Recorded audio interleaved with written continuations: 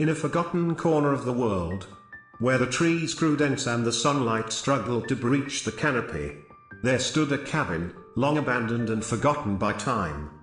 The locals of the nearby town spoke of it in hushed tones, as if uttering its name aloud would summon the darkness that clung to it.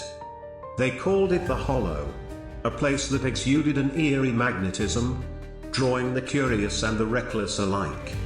Mark and his friends, Sarah, Jenna, and Tom, had heard the stories, the chilling tales woven into the fabric of the town's history. They were drawn to that cabin, the thrill of danger and a sense of adventure igniting their youthful bravado. It was a crisp autumn evening when they finally made their way to the Hollow, unaware of the lurking presence that had made the cabin its home. As they approached, the air grew dense, heavy with the scent of damp earth and decay. The cabin loomed before them, its wooden structure warped and gnarled, as if the very trees had twisted themselves around it in a protective embrace. The door hung ajar, inviting them in with an unsettling familiarity. Inside, the atmosphere was suffocating, the walls lined with shadows that seemed to pulse and breathe. Dust motes floated lazily in the fading light, but as they stepped further into the cabin, the air chilled, and a low growl rumbled from the depths of the darkness. It was a sound that seemed to resonate from the very core of the earth, a primal warning that sent shivers down their spines. They ventured deeper, curiosity outweighing their instinctual fear. Old furniture lay scattered, remnants of lives once lived, but it was the walls that captivated them. They were adorned with strange carvings, twisted symbols and faces frozen in anguish, etched by a hand long forgotten. The markings seemed to shift in the flickering light of their flashlights, beckoning them to look closer. In a corner, Jenna discovered a small trapdoor, its edges worn and splintered. "What do you think is down there?" she asked, her voice barely a whisper. The others exchanged glances, uncertainty flickering in their eyes, but the thrill of discovery urged them on.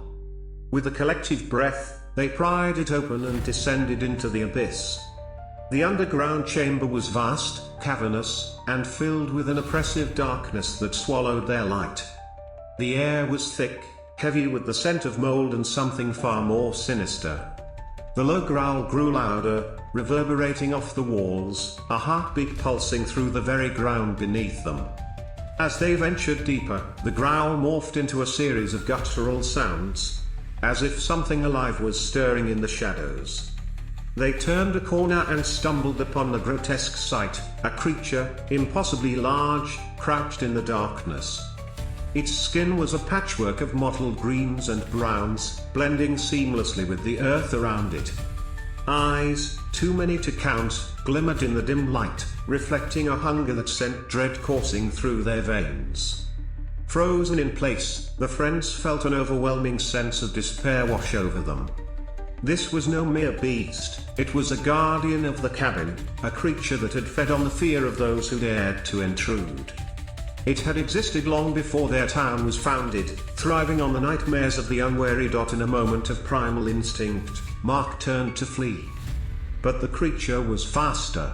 It lunged, its many limbs moving with a terrifying grace. Panic erupted as Sarah screamed, and Tom pulled Jenna back. But the creature was relentless.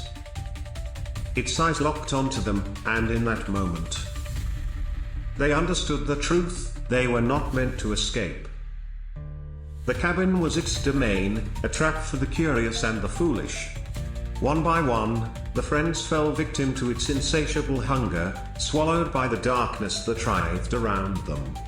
The last thing Jenna saw before the shadows enveloped her was the creature's many eyes, glistening with a malevolent glee, feeding off their terror as they faded into oblivion. Days passed, and the town remained blissfully unaware of the fate that had befallen the group. The stories of the Hollow grew, the whispers of a creature lurking within its depths becoming part of the town's folklore. And on quiet nights, when the wind howled just right, some swore they could hear faint echoes of laughter mingled with desperate screams. A chilling reminder of the price of curiosity, a price paid in fear, forever trapped within the hungry embrace of the beast that called the cabin home.